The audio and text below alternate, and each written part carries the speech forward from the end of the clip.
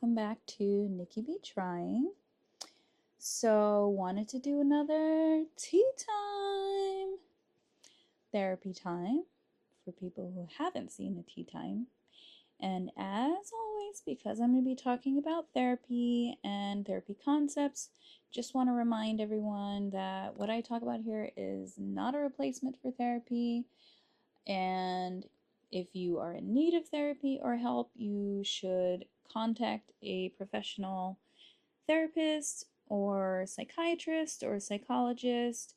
If it's an emergency, go to your nearest emergency room or call 911. So today I wanted to talk about gratitude. Now, gratitude, I know it's one of the things you hear about, and people always say, oh, you should be grateful, and, practicing gratitude. It's certainly not a cure-all for things, but it can be beneficial in recovery, whether that's from a trauma, a situation, all sorts of things. And how it can be helpful. Now, as usual, I'm going to bring in personal experience because it is my channel, and I think that it can be helpful when you're talking about something to understand where it's coming from. So, where gratitude came into play for me is I spent years, not an exaggeration, maybe 6 years or so, doing fertility treatments. And that can be a very demoralizing and depressing, stressful situation, as it was for me. And most people that I've talked to or that you see talking about that process. So, IVF, IUI, all the fun little letters. When you're going through that process, your body, you can feel like it's your enemy. You're trying to overcome something that your body can't do. So it's a lot about what you can't do versus what your body can do. So it's heavily focused on the fact that for some reason your body's not doing what you were biologically born to do, like having a child. You think growing up it's just something that's super easy, that you have to claw and fight your way to make sure it doesn't happen at the wrong time because it's that easy. The fact of the matter is, no, it's not. I mean, literally, the stars have to align for that to happen.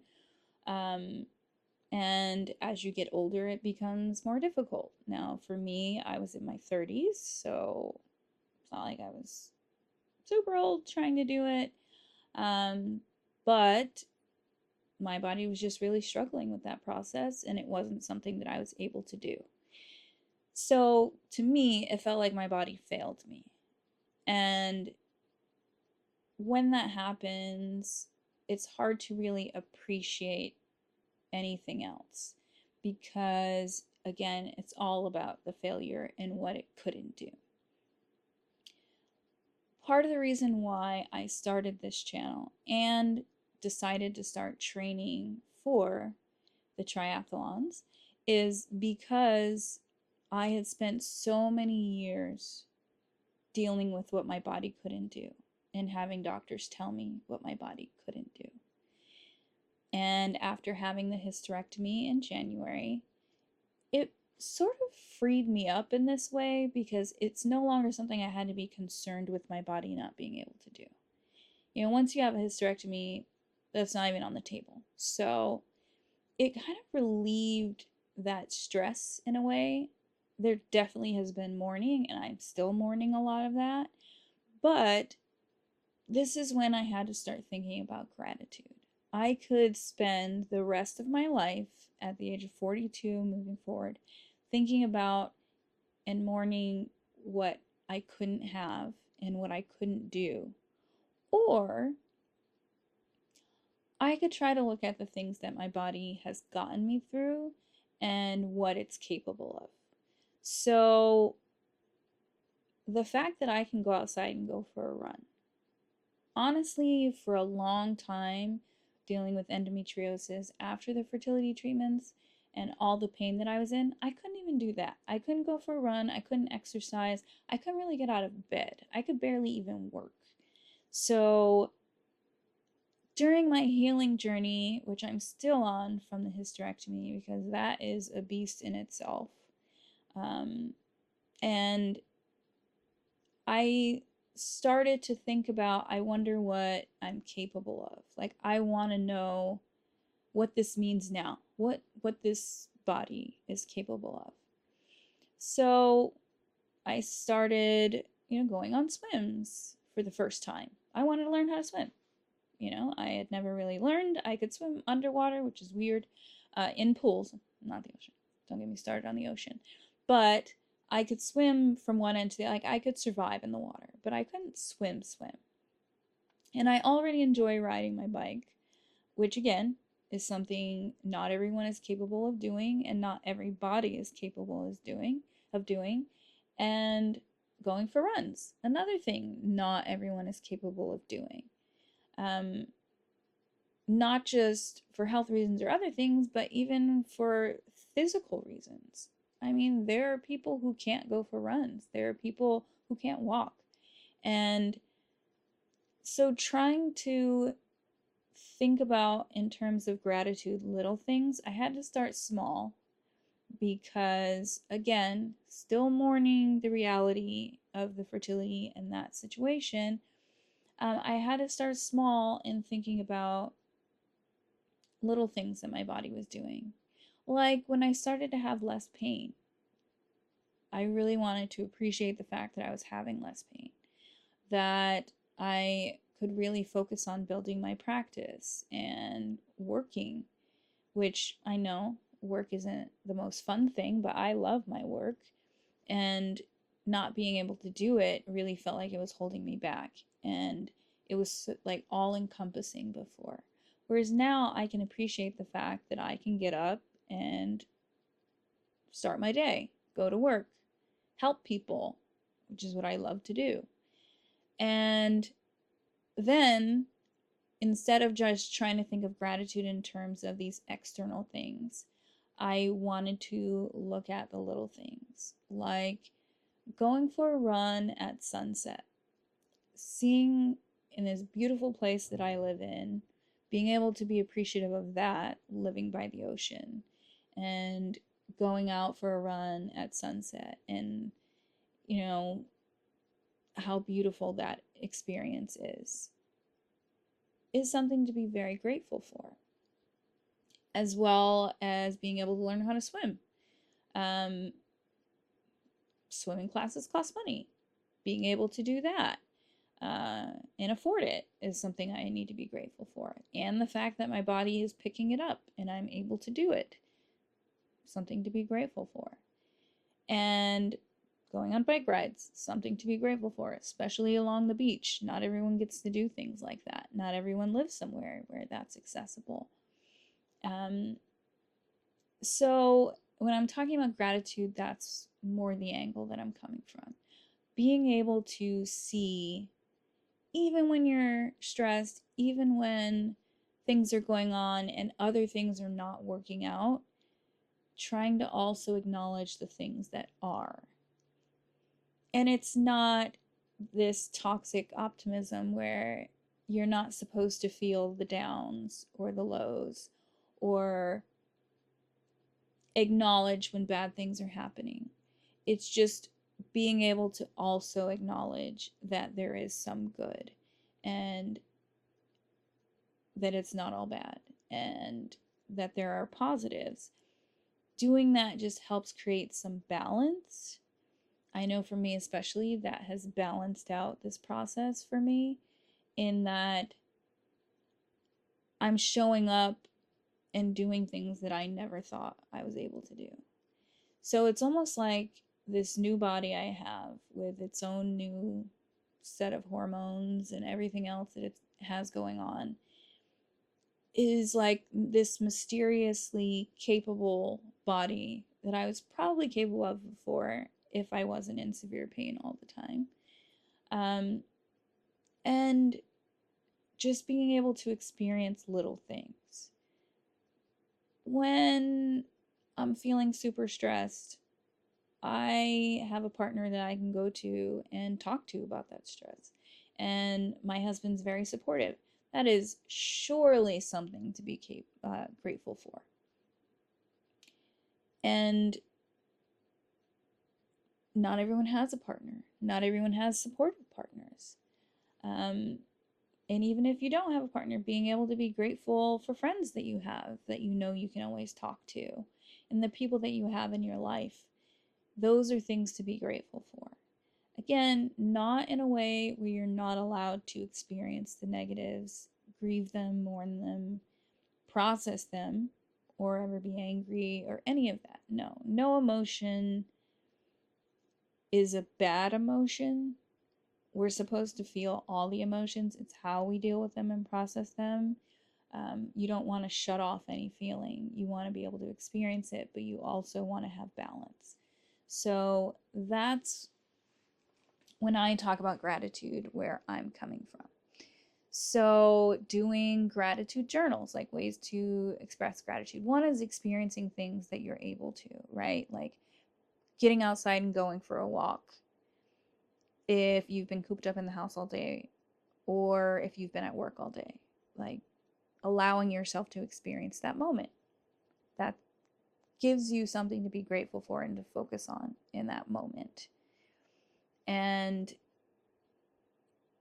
telling people who are in your life that are helpful to you or that you're grateful for, making sure they know what they do for you and how grateful you are to have them.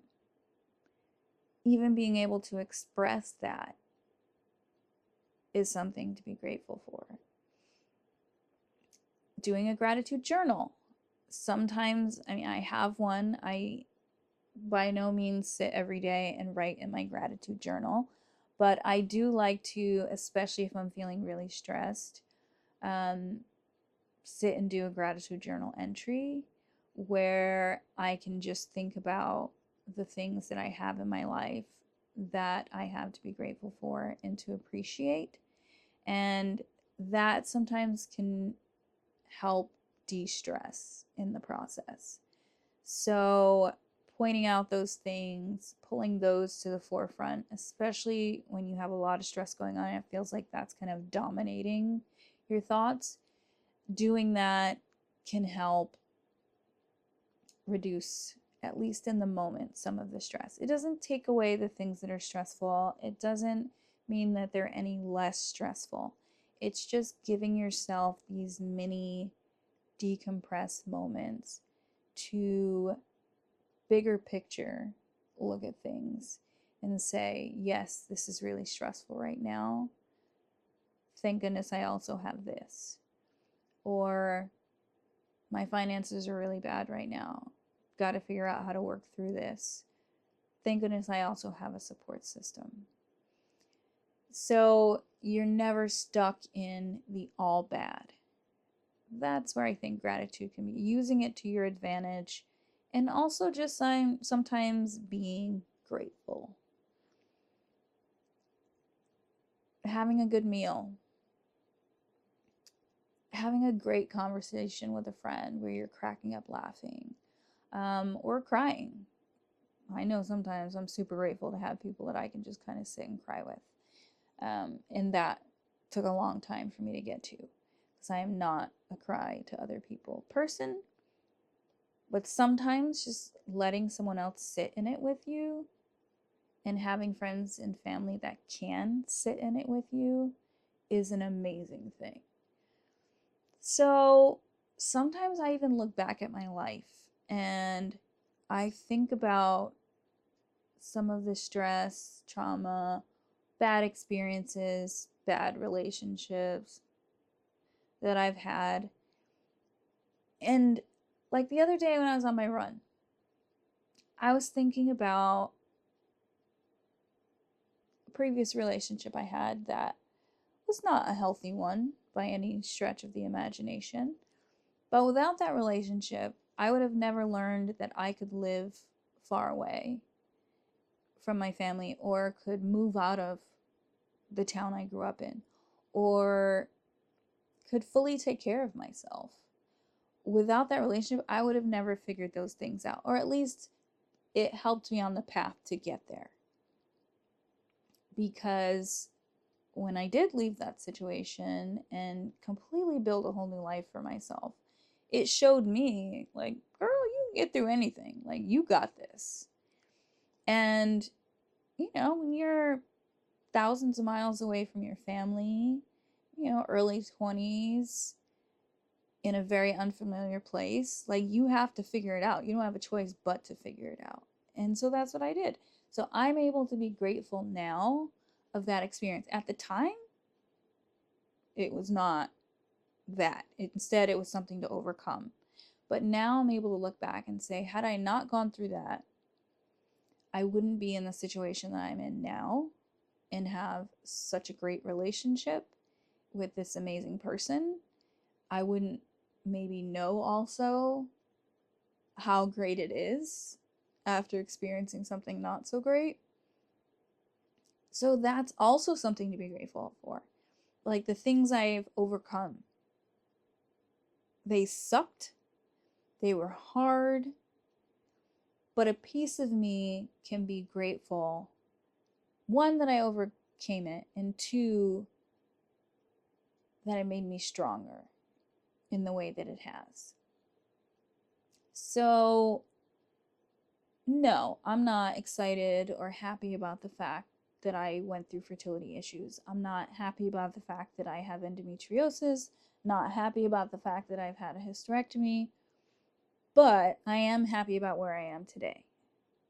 And part of me being who I am today and getting here was experiencing infertility issues, was experiencing endometriosis, and was experiencing the hysterectomy, which has mostly helped in terms of the pain. I'm still dealing with that, but it's much less, and it's led me to the place where I feel comfortable testing my body in ways that I never would have before.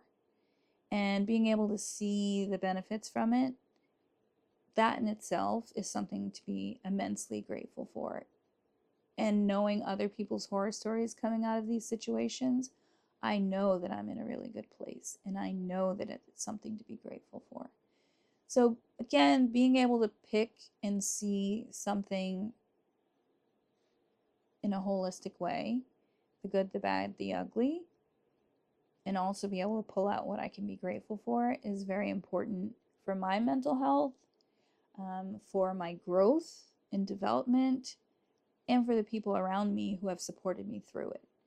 So it also helped me know who my friends are, and that I have amazing friends, and that I have a great chosen family where I live now, and an amazing family as well at home. So just life in itself is going to throw a lot of things at you, but there are also these little moments that you have to look for in order to see them.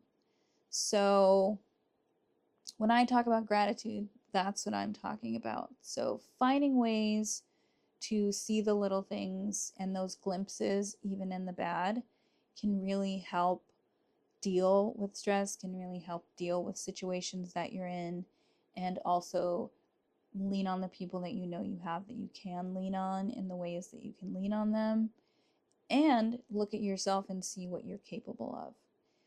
So,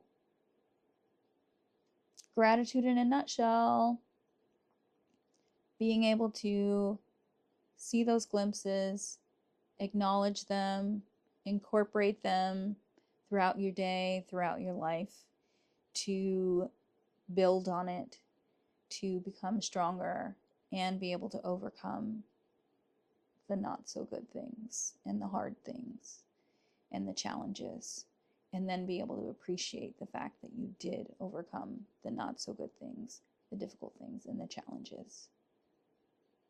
Something to be grateful for. All right. Well, that was tea time for now. Feel free to like and subscribe if you want to see additional things on mental health, as well as my journey for this triathlon training, which I'm grateful for, as well as meal prep and some fun exercising, if you want to call that fun, and hair care as well. So, yeah, thanks for watching. Have a good night.